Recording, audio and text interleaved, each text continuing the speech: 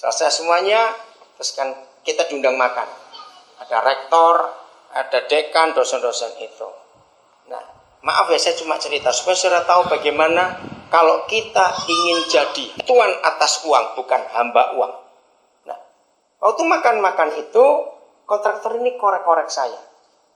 Berapa yang kamu keluarkan untuk anak itu? Aduh, saya tuh nggak pernah ingat. Kok sombong betul kamu? Nyekolahkan orang nggak ingat betul. Masalahnya dia cuma minta kalau perlu 4 juta, saya ada kirim 5 juta, saya kirim kadang perlu 3 juta. Jadi gitu saja, saya nggak pernah ngitung berapa.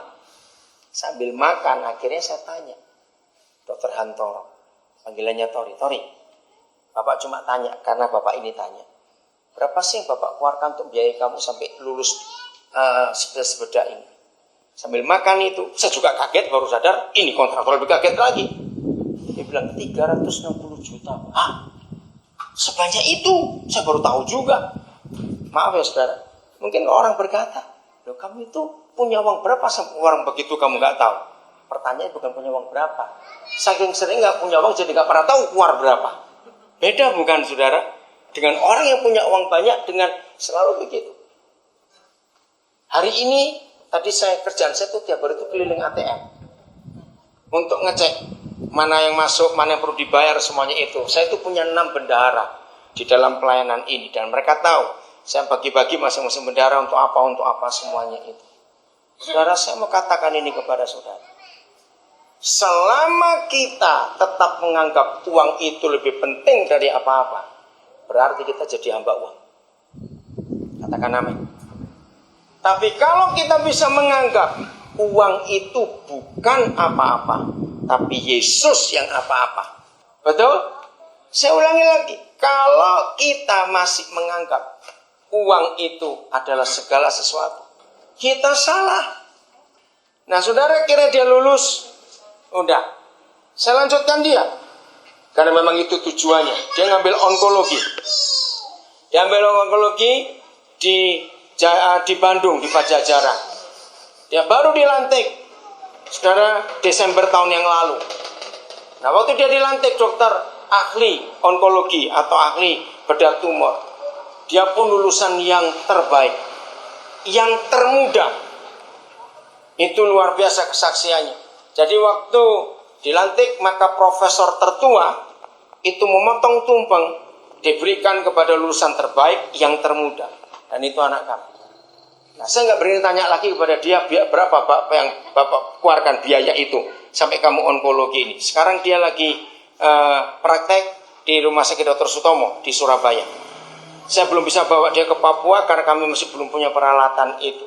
Tapi sudah ada berapa pasien orang Papua yang kena tumor kami kirim ke Surabaya ke dia untuk dia tangani.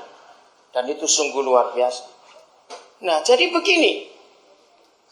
Kita tidak akan menjadi hamba uang kalau kita bisa berkata cukup atas hidup ini.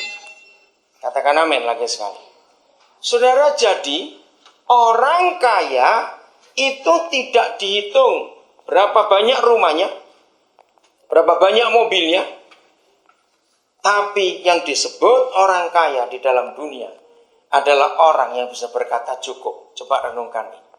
Secara umum, saya tanya kepada saudara, gampang atau mudah seorang manusia berkata cukup dalam hidupnya? Ayo jawab. Gampang atau mudah seorang manusia berkata cukup dalam hidupnya? Nah, ayo saya tanya ini. Gampang atau mudah? Loh, bingung bukan? Nah, gampang atau susah?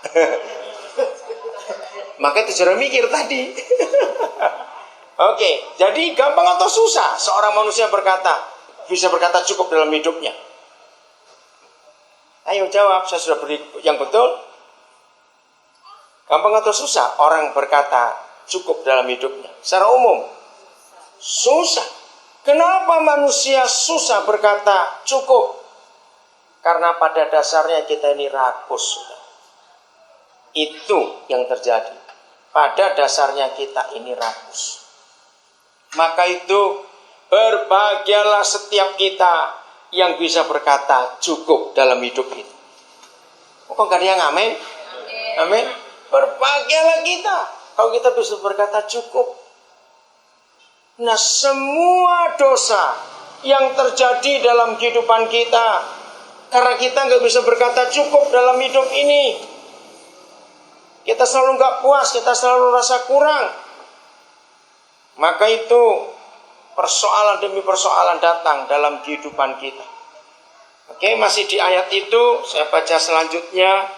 Lalu apa jaminan Papa buat kita? Masih Ibrani 13 ayat yang kelima. Karena Tuhan telah berfirman. Ada? Apa firman Tuhan untuk kita?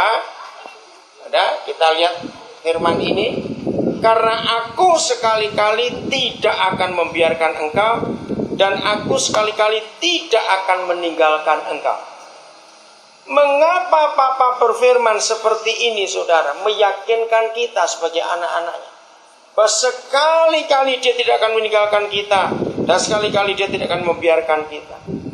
Ternyata manusia itu seringkali tidak bisa berkata cukup, karena dia takut kekurangan, takut gak punya apa-apa. Nah, hari ini kita mendengar Papa di surga berjanji, sekali-kali dia gak akan tinggalkan kita, sekali-kali dia gak akan biarkan kita. Percayakan firman ini. Dia Papa yang baik.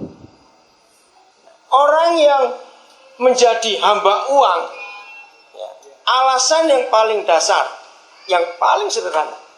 Saya ulangi lagi, seorang manusia yang menjadi hamba uang, alasan yang paling sederhana, karena dia takut kekurangan. Betul ya? Karena dia takut kekurangan. Betul tidak? Kalau orang itu nggak takut kekurangan, dia nggak akan panik dalam hidupnya. Uang itu bukan apa-apa. Karena keperluan kita yang mendasar adalah bukan uang, tapi kasih sayang. Kita tinggalkan dulu ayat ini. Sekarang kita lihat 2 Timotius 3. Saudara, kita akan lihat ini. Satu-satunya catatan di dunia ini. Dengar ya. Satu-satunya catatan di dunia ini.